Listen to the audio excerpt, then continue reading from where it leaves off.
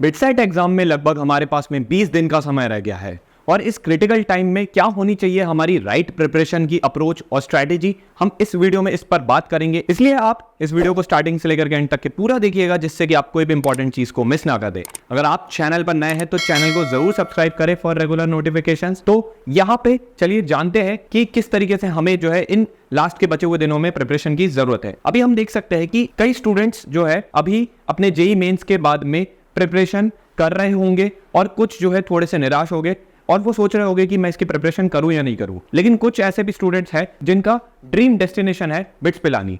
Bits Pilani एक बहुत ही बेहतरीन ऑल्टरनेटिव है आईआईटीज और एनआईटीज का, जो कि एक प्रीमियर इंस्टीट्यूट है जहां पे आपको काफी शानदार कैंपस लाइफ, प्लेसमेंट्स और एक बहुत ही क्वालिटी एजुकेशन मिलती है। और बिटसेट एग्जामिनेशन ही जो है इसका एकमात्र जरिया है।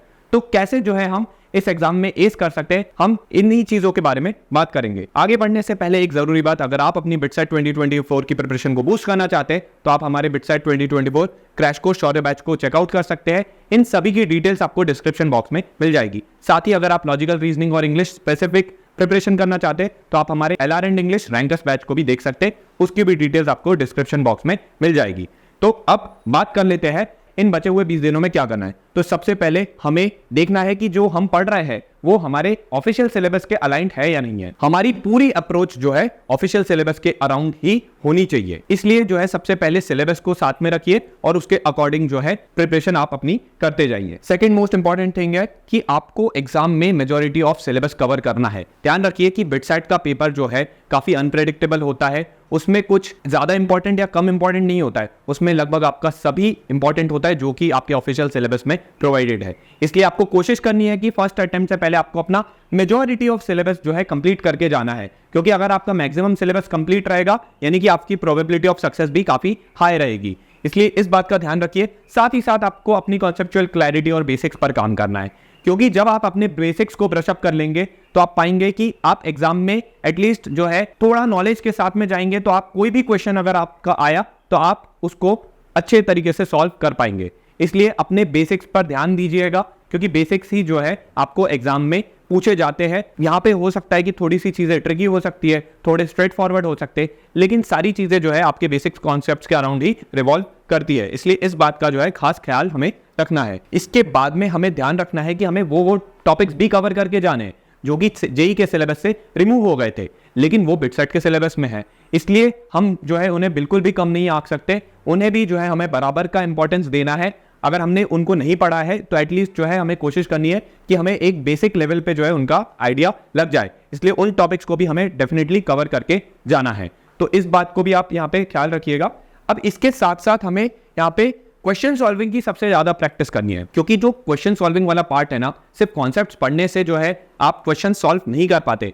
क्वेश्चंस में आपको कॉन्सेप्ट्स का एप्लीकेशन समझ में आता है, और जितनी आप क्वेश्चंस की प्रैक्टिस करेंगे, जितनी वैरायटी के बिटसेट लेवल की क्वेश्चंस की प्रैक्टिस करेंगे, उतना जो है आपकी बिटसेट लेवल के क्वेश्चंस के साथ में एक फैमिलियरिटी डेवलप होती जाएगी और आपका कॉन्फिडेंस लेवल भी धीरे धीरे बढ़ेगा।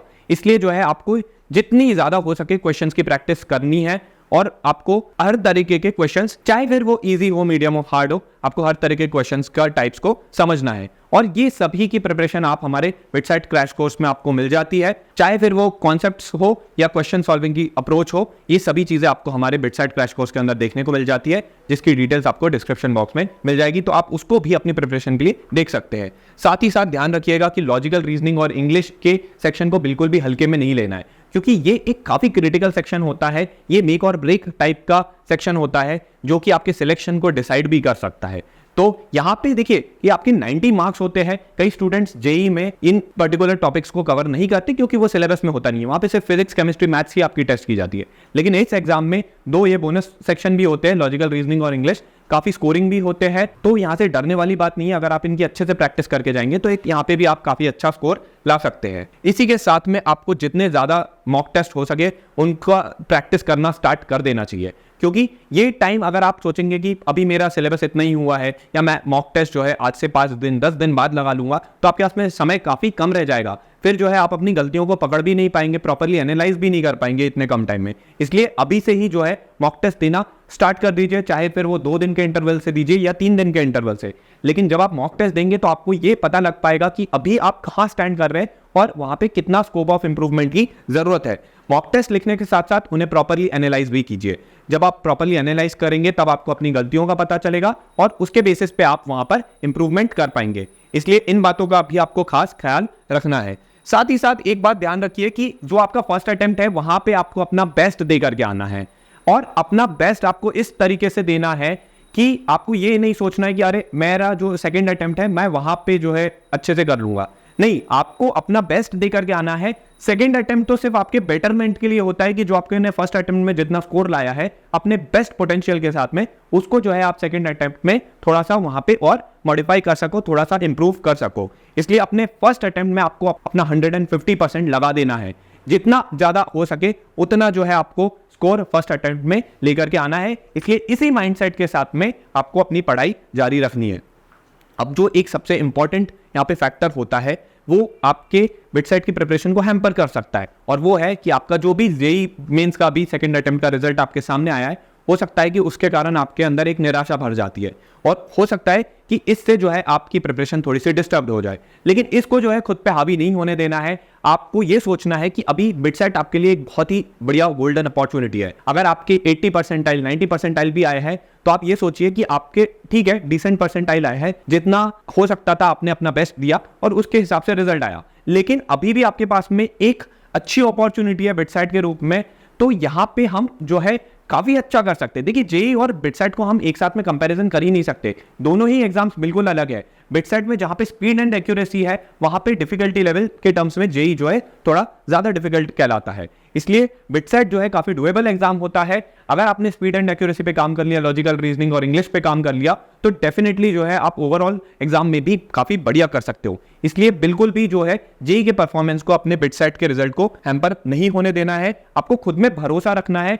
डेफिनेटली आप जो है इस एग्जाम में अच्छा कर सकते हैं। साथ ही ये भी पॉसिबल है कि आप जो है एक फ्यूचर बिट्सियन बन जाएंगे। तो ये जो फ्यूचर बिट्सियन वाला है, खुद को इस तरीके से आपको विजुअलाइज करना है और उसके हिसाब से प्रिपरेशन करनी है। तो डेफिनेटली आप जहां जा रहे हैं वहां पे आप पहुंच पाएंगे। उम्मीद करते हैं कि आज आपको समझ में आया होगा कि लास्ट के बचे हुए 18 to 20 डेज में आपको किस तरीके से आपको अपनी प्रिपरेशन करनी है, जिससे कि आप ओवरऑल एग्जाम में भी अच्छा स्कोर कर पाए। चलिए, उम्मीद करते हैं कि आपको वीडियो पसंद आया होगा। वीडियो पसंद आया तो लाइक कीजिए, चैनल को जरूर सब्सक्राइब करें फॉर रेगुलर अपडेट्स। हम ऐसे ही लगातार आपके लिए वीडियोस ला रहे हैं। मिलते हैं आपसे अगले वीडियो में, तब तक के लिए जय Hind, thank you, God bless you and all the best for your preparation.